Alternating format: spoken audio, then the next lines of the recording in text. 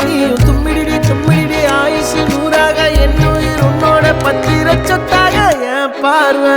ఇలా బాగుందా? ఇలా ఉంచేయాలా? కట్ చేసి మళ్ళీ హెయిర్ అంతా ఇలా ఇలా ఇలా ఇలా ఇలా ఇలా చేసి ఇలాగే ఉంచేయాలా? బాగుందా? నచ్చిందా? அடியாரோ நான் தாங்க மரோடு